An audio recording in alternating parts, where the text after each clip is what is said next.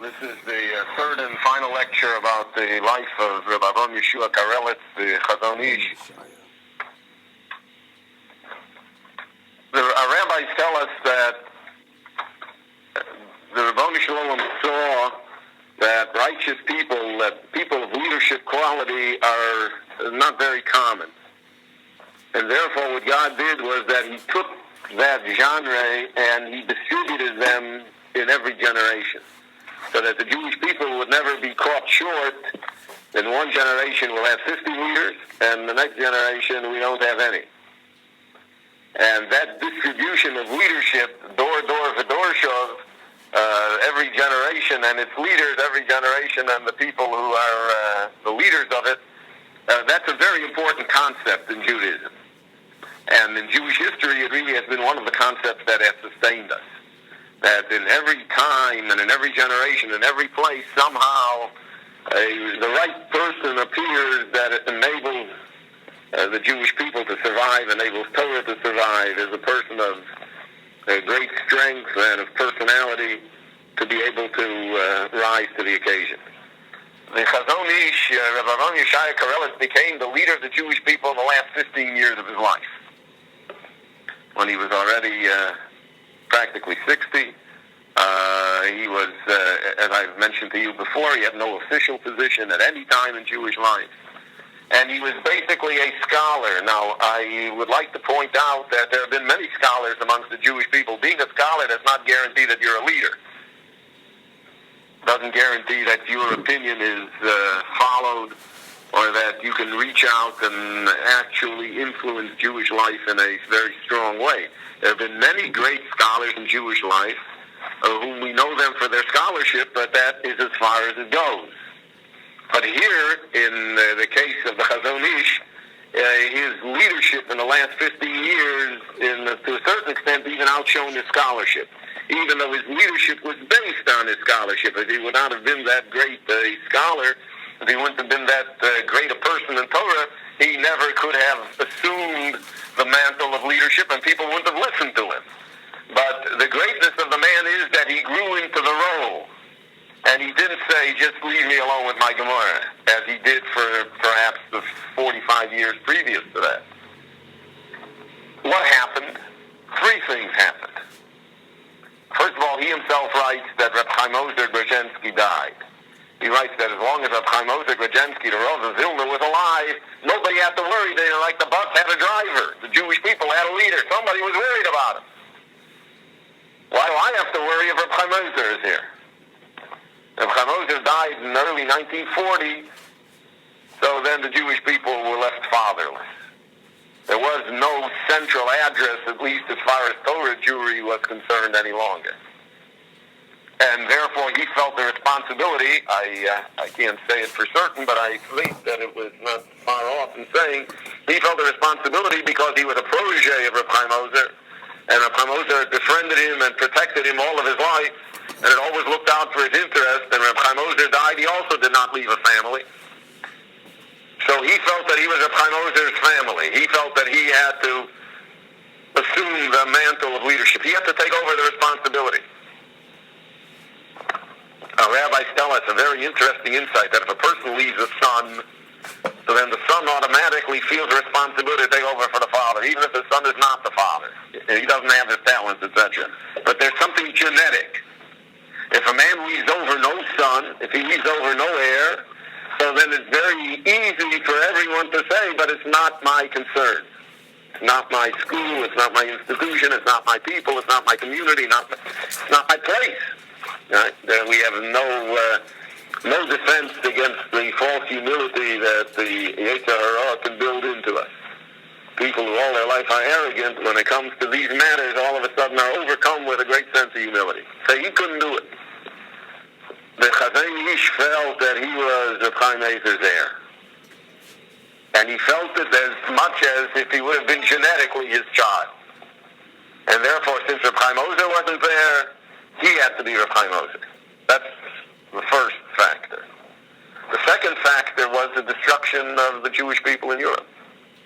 A churban, a Holocaust, unimagined, unpredicted, unimagined, that left the Jewish world in shock. I mean, there is no way for us even now, 50 years later, to assess the trauma, to really understand how deep the loss, what happened to us, and especially what happened to the Torah world. And therefore, there are times, as we find in the Pasuk, Eis Lasos Lashem. It is a time that one has to do something for God.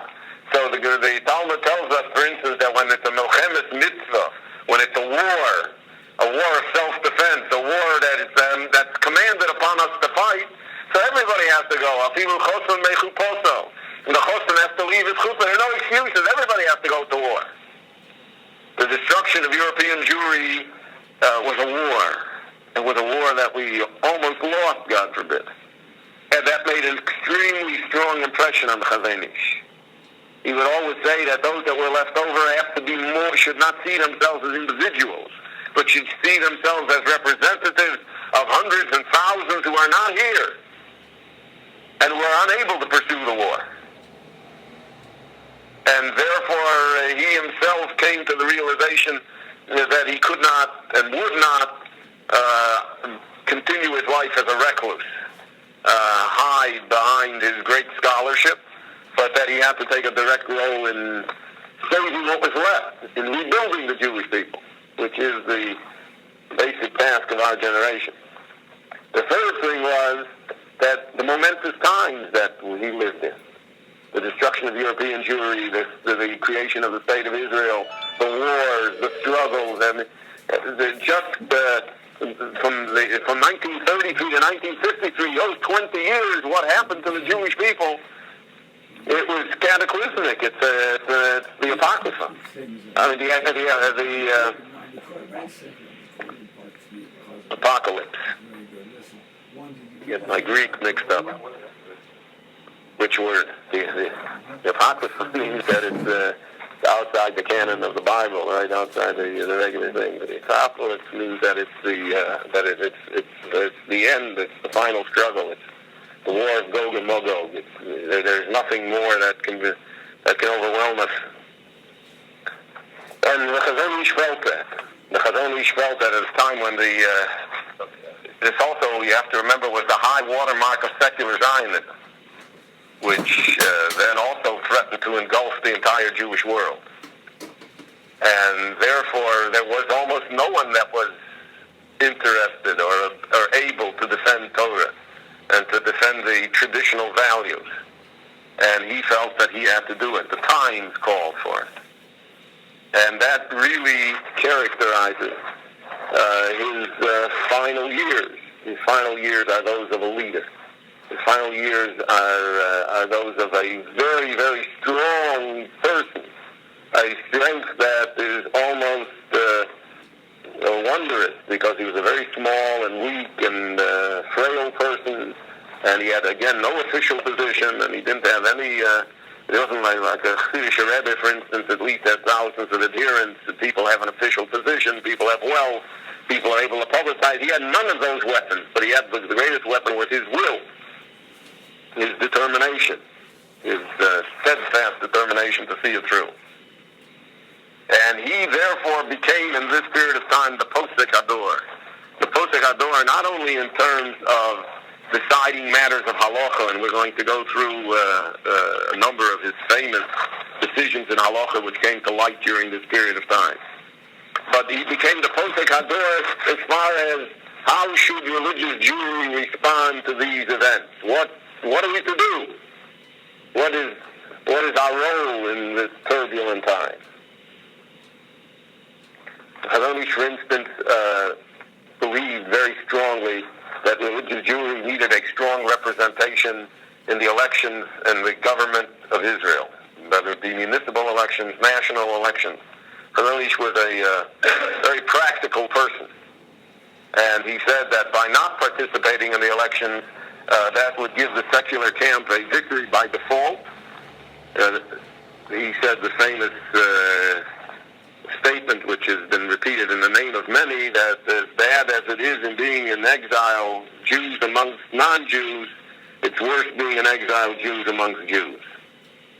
And that if there was not a strong religious presence, if there was not a political method of expression expressing the desires of Torah Jewry, then they would be doomed to extinction.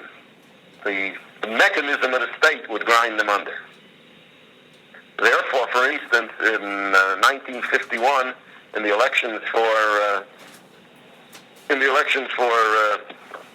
the municipal council in Bnei Brak, he supported a united front of all the religious parties, which included religious parties that he strongly disagreed with, whose viewpoint he felt was many times even anti-Torah, even though they represented themselves as religious parties.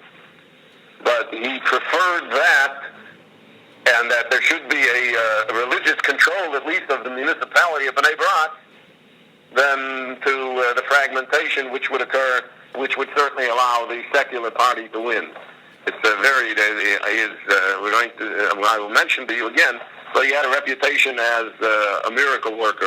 He was a legendary person, which always attaches itself about a strong leader, especially a strong saintly leader amongst the Jewish people. So that the people attribute things.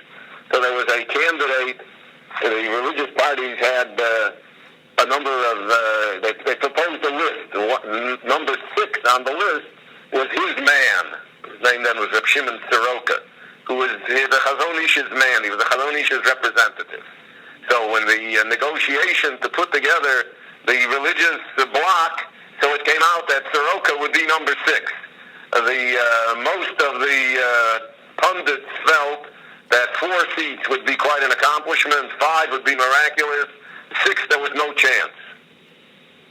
So Soroka came to the Chazon Ish and he said, I'm afraid that we have to break up the unity coalition, this front that we're making, because they've slated me to be number 6, and our chances to get 6 seats are very, very poor, and therefore you will have no influence on the council whatsoever.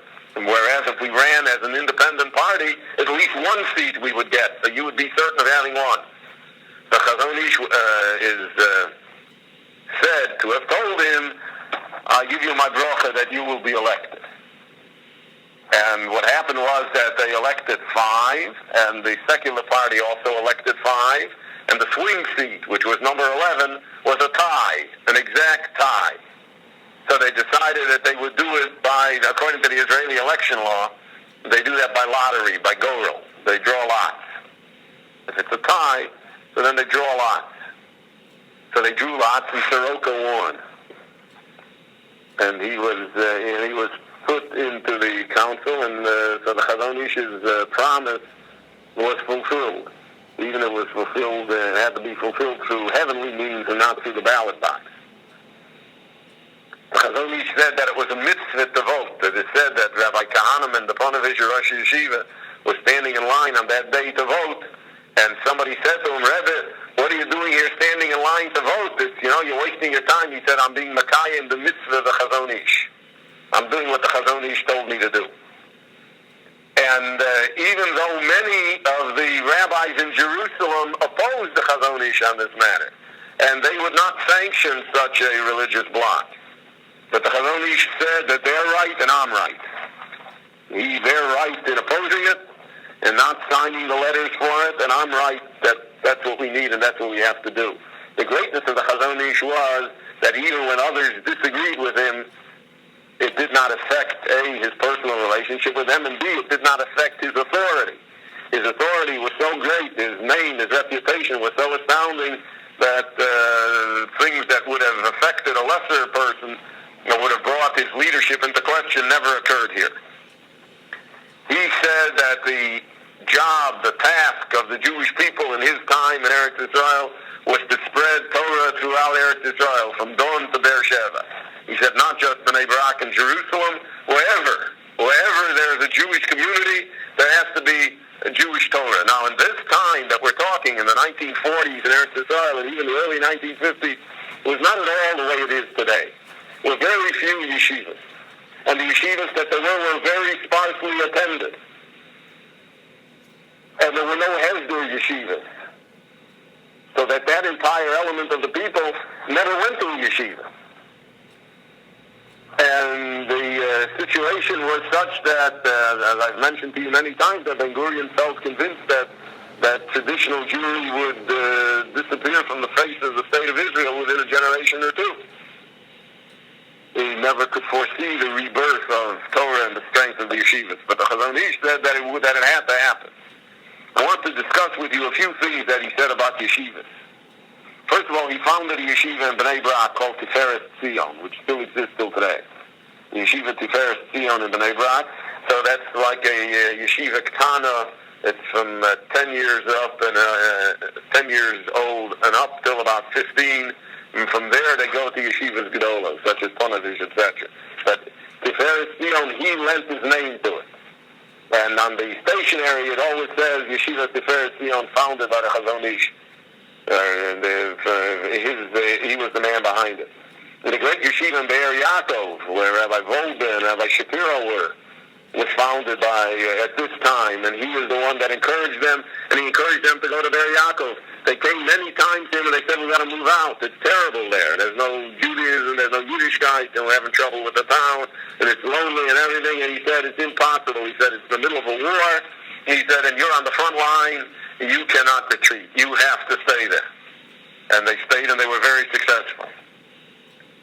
It's interesting, when they began the yeshiva in Be'er Yaakov, so Rabbi Volda said to him, this is a remarkable insight. I don't know how to translate it into fact. Rabbi Volda said to him, if you speak to your acquaintances in the yeshiva world that they should send us good boys. They should send us boys that really want to learn. Gute Bocherim, he said to him. So the Chazon Ish said to him, Gute Bocherim dafen nit in yeshiva. Good boys don't need a yeshiva. By that he meant that the task of the yeshiva was to take those that were not necessarily the top, the best. But the task of the yeshiva was to provide a general education to the general Jewish people, to everyone. And he worked very strongly to make the yeshiva movement less elitist than it was. And the truth of the matter is that over the past decades, the yeshiva movement has become far less elitist. It's far more egalitarian. It has a much wider audience. It has a much broader range of students than it ever had before. And that was the influence of the Chazon Ish. He said a yeshiva is a hospital. In a hospital, people come in sick and you hope they'll go out well. He said in yeshiva, students come in and they're not necessarily the best, and you hope that they'll come out good. That's how you have to see yourself. So he also said the famous quip, which I heard from Rabbi Yaakov later, Rabbi Yaakov Kamenetsky told it to me. He said a yeshiva is like a hospital. He said a hospital that runs well runs for the convenience of the patients and not the doctors. He said a yeshiva should run for the convenience of the students and not of the faculty and staff.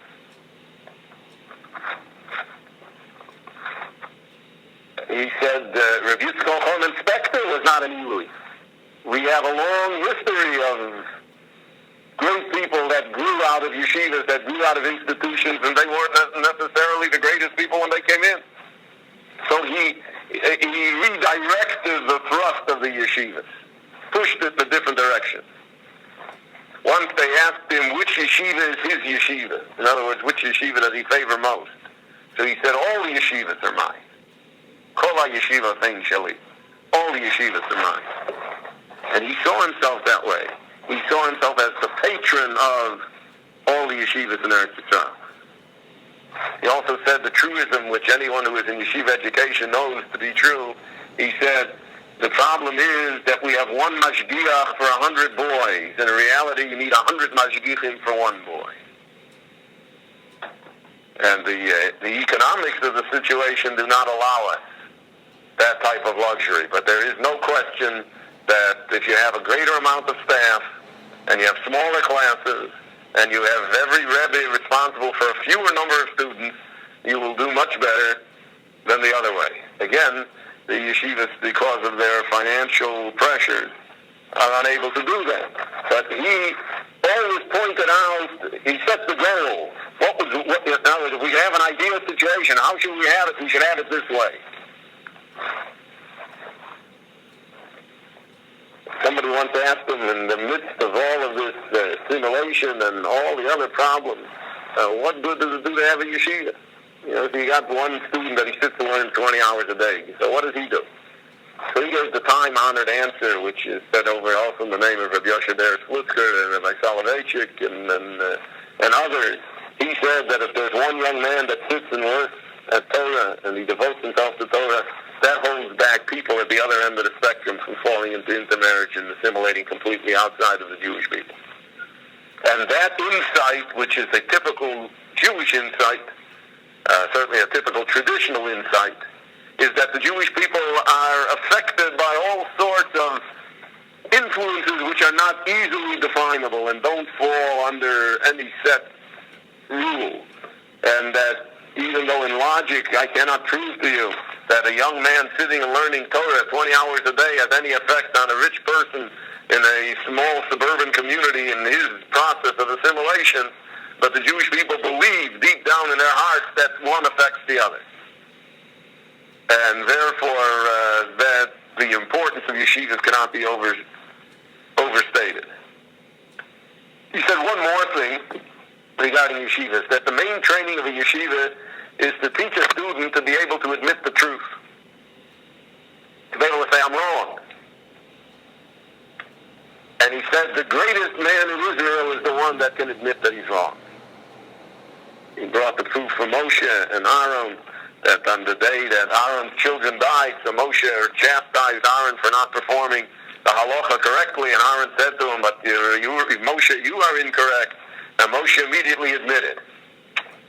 Moshe had the strength to get up and say, I was wrong.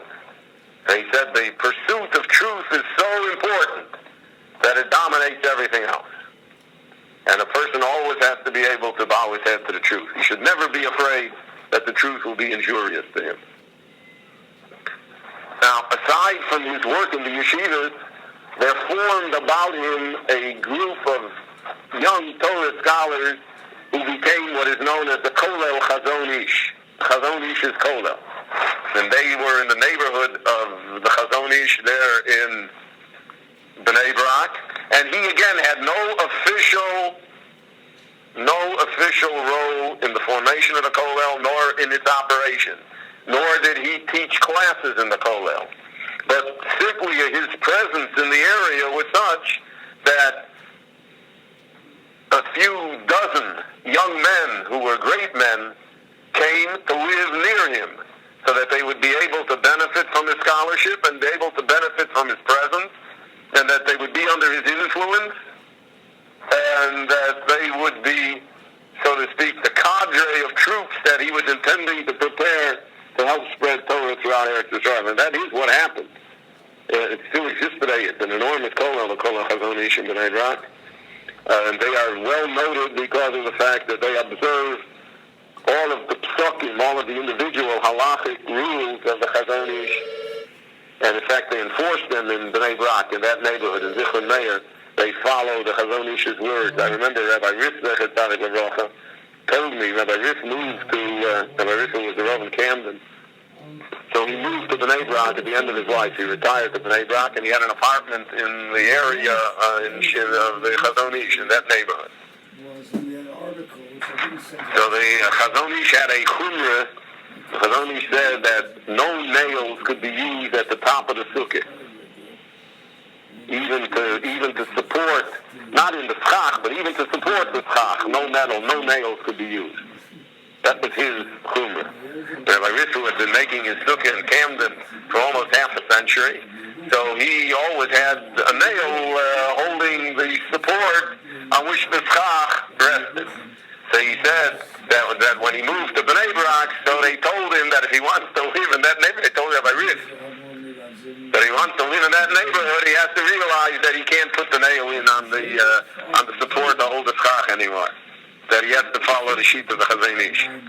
So in that place in Bnei Brak, till today, that attitude towards the psukim of the Chazon Ish remains in force. It's valid until today.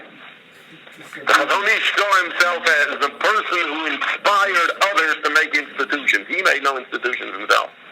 So in Bnei Brak, there's the institution Or HaChaim, the girls' school that I discussed with you, Mr. Pardo. There are other institutions, all of which came because of his instigation, his inspiration, his persistence. He was after them to do it. And whenever he heard that a yeshiva was opening anywhere in Israel, he encouraged it. He sent letters, and he attempted to raise funds for all the yeshivas. But he himself had no yeshiva. He himself had no institution. He didn't establish any. One of his most famous sayings was, in Bnei Brak, as in other cities in Israel, they named the streets after great Jews. Rabbi Akiva Street, Rabbi Yochanan ben Zakkai Street, the Meir Street. So the Chazon Ish said that by Lot it says that the Malachim said, Lo ki barchov nolin. No, we're not going to come in your house, we're going to sleep in the street. So he said, we have to see that Rabbi Akiva and Rabbi Meir and Rabbi Yochanan ben Zakkai are not just in the street. They're not just in the street, ki barchov nolin, that we will live in the street. That's not enough, he said. He said that the other names, that are also common in Israel, he said they can have names on the streets. All the streets can be theirs. But we have to have yeshivas. We have to have a place of study where Rabbi Akiva is alive. It doesn't make a difference whether the street is named after him or not. And that really was the slogan, the motto of the Chazon Ish. That was his entire purpose, was to make certain that would happen. Now, there were many matters in halacha that have become almost the exclusive domain of the Chazon Ish. And also his brother-in-law, Rabbi Kanievsky, the Stifler, continued the sheet of the Chazon Ish between those two great men, those two great scholars, at least in the yeshiva world. The imprint of the Chazon Ish on these matters is indelible. The first one has to do with shiurim, with sizes. How large, kazayas is the size of an olive. How large is that? Well, the Chazon Ish translated all the shiurim into grams, into ounces, into inches, into feet, into meters. And the Chazon Ish, as I pointed out to you, was very well acquainted with astronomy, with mathematics, with engineering. He knew it very well. And he researched all of these matters, and he came up with his shiurim. So even though there are other valid halachic shiurim that preceded him, and that are available today, Rabbi Noah and others, the shiurim of the Chazon Ish have taken over to a great extent. And to a great extent, the shiurim are more than they had been in previous generations. So with the cup that we use for Kiddush is larger, and the amount of matzah that we eat on the night of Pesach is more than what it had been in previous generations, based on the halachic opinions of the Chazon Ish. A second famous area that the Chazon Ish dealt with is that of the international date line. Now, the world is round. Because the world is round, so where does the day begin? Now, this shaila became a real shaila, a halachic shaila, in the Second World War, when many Lithuanian Jews, especially from the Mirror Yeshiva, escaped miraculously from Lithuania through Russia into Japan, and they were the first Rosh Hashanah Yom Kippur in 1941, in Kobe, Japan. Now, Japan is 18 hours different than Eretz Israel. Is it ahead or is it behind? In other words, if Yom Kippur is Monday in Eretz Israel, in Japan, is it the Japanese Monday? Is it the Israeli Monday, which would be the Japanese Sunday? When is it? And that shaila is dependent upon our fixing the international date line. Now, it's fascinating to note that the matter of the international date line was discussed by Jews as early as the 11th century. And Rabbi Yehuda Levi in the Kuzari mentions the entire problem. And he said the Jewish tradition is that the international date line is Jerusalem or a point that is 18 miles east of Jerusalem, and that the line has to be drawn through there. So the question is, what happens on the other side of the world? So the line falls somewhere is through Siberia, Korea, etc. Japan's on the other side of the line. So they didn't know what to do. They sent the Shaila to Eretz Yisrael. There are a number of different opinions that were answered. Rabbi Kasher answered that the general international date line, the non-Jewish international date line, is acceptable for us as well. That was his opinion. Rabbi Herzog, the chief rabbi, and Rabbi Tukachinsky, one of the great Gaonim of Yerushalayim, Michal Tukachinsky, and the Beger Rebbe all held a certain shita that the same day in Eretz Yisrael is the same day in Japan too. The Chazon Ish disagreed with all of them. And the Chazon Ish was Machadesh that anything that is attached to the Eurasian landmass, for instance Korea, so that has a din like Eretz Yisrael. Whenever it's in Eretz Yisrael, then it's there too. Even though it's on the other side of the line, but he brought many proofs to the fact that we cannot split a landmass. But Japan, he said, is an island. Japan is beyond the landmass and is beyond the international date line. So he sent them back a telegram, a famous telegram. Eat on Sunday, fast on Monday. And according to all of the other ones, they were supposed to fast on Sunday. They got the telegram. So I remember my Rebbe, Reb Mendel, who was then in Kobe, said that many of them fasted both days. They know what to do. So they fasted both days. But there were children, there were people who couldn't do it, the older people, the people that just couldn't do it, so they relied on the Chazon Ish. Now we have that shaila today. You go to Japan. What day is Shabbos? Is it the Japanese Saturday? Or is it Sunday, which is the opinion of the Chazon Ish, the Japanese Sunday? So I remember that with the one time that I went to Japan. So again, if you're going to live in Japan, so then you can't have 2 days Shabbos. But if you only be in Japan probably once in your lifetime, or at least once in a long time, and this was the one time I'm going to be there, so I had 2 days Shabbos. Except the second day, the day of Chazon Ish, I didn't do any malachas d'oraisa. I put on film, but I didn't do any work. I didn't turn on the light. I didn't ride in the car, etc. But I put on film. I didn't make Kiddush. That I made only on the first one, on Shabbos. But that shaila still exists today. So the shaila covers other places. New Zealand. One of the main problems in the Jewish community in New Zealand is what day is Shabbos, because of this opinion. Australia cuts the international date line, but New Zealand does not. And you have these sorts of problems.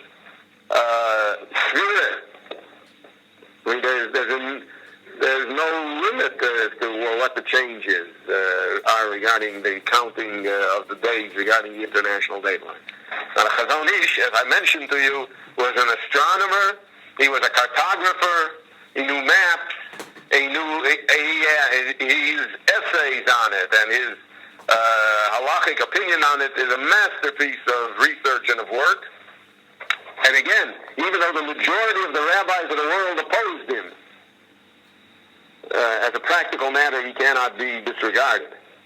And his opinion remains, even today, that it has to be taken into account. The Chazon Ish always said, we're God's soldiers. We have to do what God says.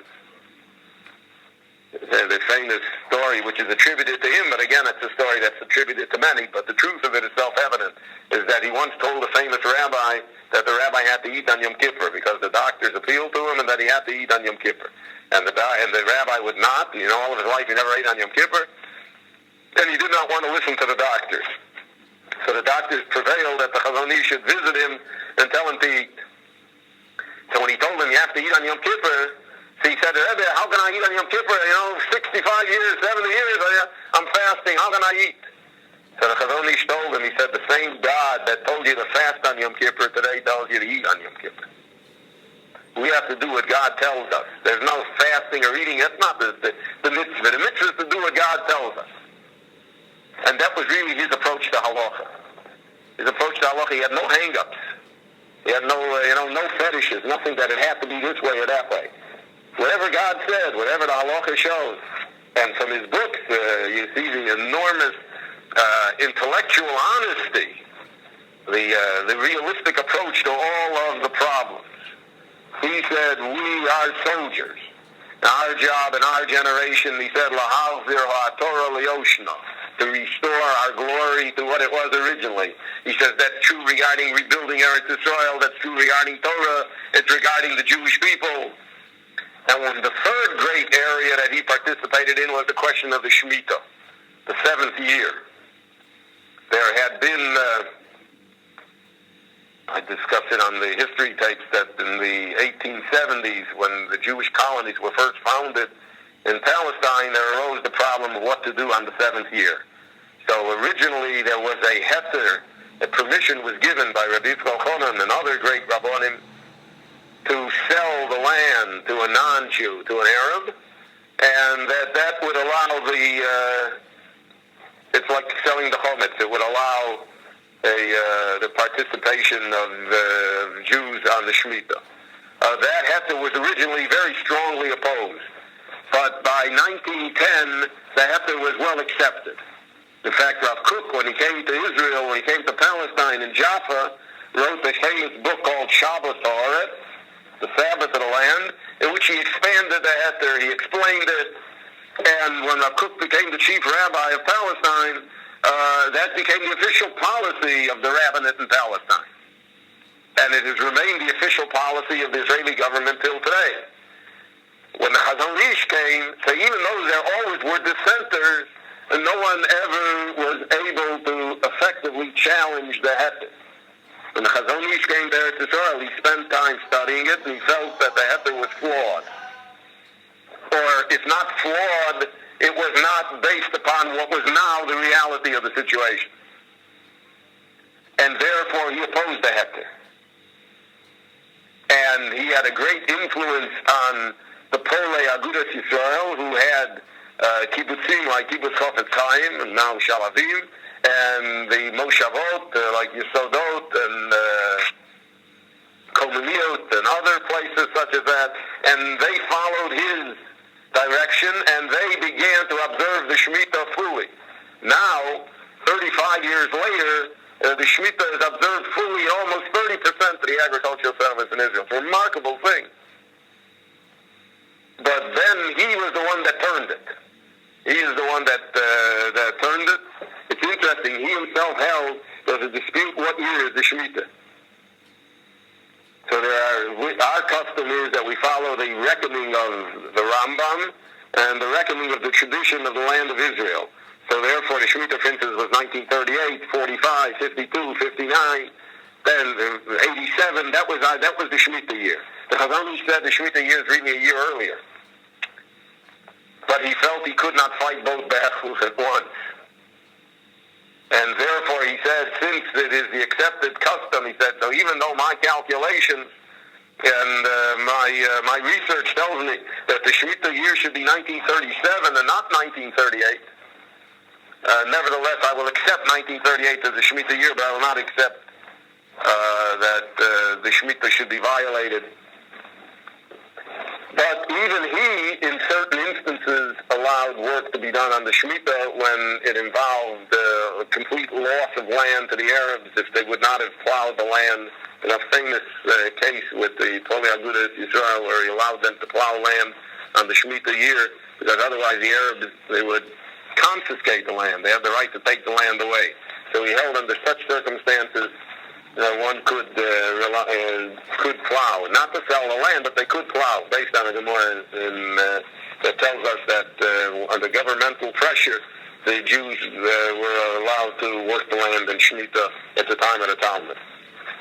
He is the man that encouraged all of the Jewish organizations to get together and form what was called the Keren HaShemitah, which exists today. It's the Shemitah Fund, and it has grown over the years. It's to help support the people during the Shemitah, but it also is to help find ways to to make production possible within halacha.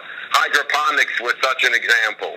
There have been other examples of being able to produce during the Shemitah year without any violation. He revealed an attitude which I think has to be understood, because many times people are accused of being extremists or not being realists in these types of matters. He said that there are many heterim that can be given in the exile that are not valid in the land of Israel. He said the land of Israel requires Kiddush Hashem. The land of Israel is an exalted place. It's a land where, so to speak, God's presence is constantly felt there. And therefore, since you're in God's house, you're in God's palace, you have to behave yourself. So the example is that if you're in your own house, you can walk around like a slob.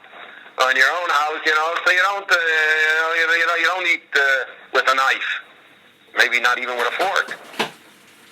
But if you're invited to somebody's house, and if you're eating by a person of repute and a person of stature, so naturally you dress up, naturally you eat with a knife and fork, naturally you behave yourself, you're on your best behavior. So he said Eretz Yisrael and the Jewish presence in Eretz Yisrael was comparable to that. And therefore he said these heterim, even though they look logical, he said are counterproductive. And because of the fact that in Eretz Yisrael we have to strive for more and not for less. We have to acquaint ourselves with a higher level of behavior and of attitude and of thought. And that, he said, that's the Kiddush Shamayim, the sanctification of God's name, the sanctification of the cause of heaven in Eretz Yisrael is even greater. The necessity for it is even greater than it is outside of Eretz Yisrael. He said also that he saw himself in his latter years. As Rebbetzin died, he was all alone. Literally alone. So his sister took care of him.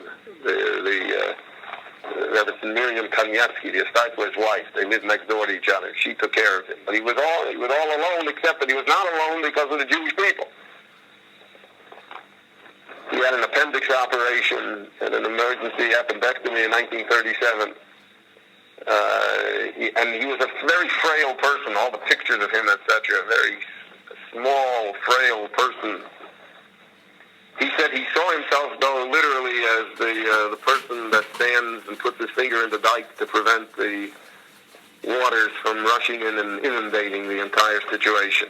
He said, Mu Hasberem Hashotef, I stand against this tremendous stream that threatens to engulf Torah Judaism, that threatens to transform the land of Israel into a purely secular state. He said, I stand against it. I will do whatever I can to stand against it. And therefore, he was able to rally the Torah forces again in a decade when no one thought that they had a future. Today, whatever we say about the land of Israel and the politics of the land of Israel, the religious community, the Torah community, is a force to be reckoned with, politically, economically, in every way. But then it was very small potatoes. And it was his stubbornness that stood in the way and that helped build the future. There's the few famous things of his. A man came to him and he said that his family is under siege in Jerusalem and under the Arabs during the 1948 war, and he wants to evacuate them, and he wants to leave too. What should he do? So the chazon told him Jerusalem will not fall. That you don't have to worry about. Jerusalem will not fall. And the man, based on that, stayed, and his prediction was true. Same story is also told about Herzog, who the British wanted to move out, to evacuate. And he said that our tradition we have that Jerusalem fell twice, will not fall a third time. In 1951, the Israeli government introduced a draft for women to the armed forces, conscription of women to the armed forces, Giyus Banot. And the Orthodox authorities opposed that vehemently. They opposed giving their daughters to the authority of others than the parents in the home. And they also rightly saw that the army is not necessarily the most moral place in the world. and that it was a terrible danger to the lifestyle and family structure of the religious community. To such an extent that the Chazon Ish said that it was Yaharog Val Yavor, that they should allow themselves to go to jail, even to be shot, but not to give their daughters, not to register for the draft. So you had here an incipient civil war, because the secularists, the left wing, insisted. By the way, the state of Israel is the only country in the world that has a mandatory draft for women.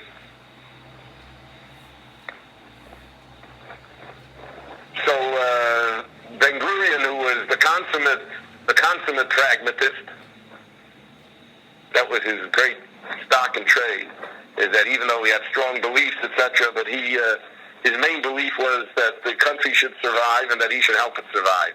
And he was not looking for a civil war with the religious, especially if you'll have, again, in the back of your mind, the idea that Ben Gurion believed that the religious were going to disappear by themselves. He just had to outweigh the situation, so therefore there was no purpose in fighting the matter now. So he arranged for a meeting with the chazon ish. He recognized, it's interesting, all of the religious political leaders in the country, all of those who were in the Knesset, etc., he bypassed all of them because he recognized that they really did not represent religious Jewry. And that this small little man in this little house in Bnei Brak, who had no official position, he was the address, he was the place to go to. If the Chazon Ish would agree, so then the battle would be over.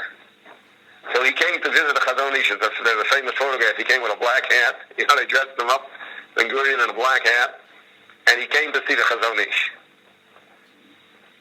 So he told the Chazon Ish, we have a record of this, of the conversation. Shimon Peres was present at the conversation. He was then a very young man, and he was Ben Gurion's lackey or deputy or whatever word we want to use, and other people were present from the other side. And this story is well known. So the Chazon Ish, Ben Gurion said to the Chazon Ish, he said, I don't understand, Rebbe, tell me, what are we going to do in this country?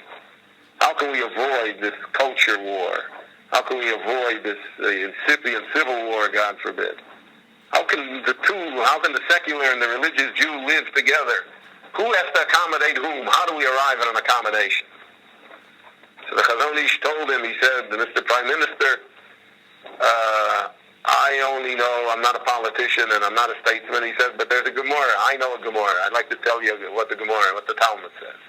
The Talmud in Bava Metzia says that if there are two camels that are coming up a narrow road, they're both going uphill, and they're going to meet at the peak, and there's only room for one camel to pass at a time. So the Gemara's question is, which camel should give way for which camel? Who has to back down?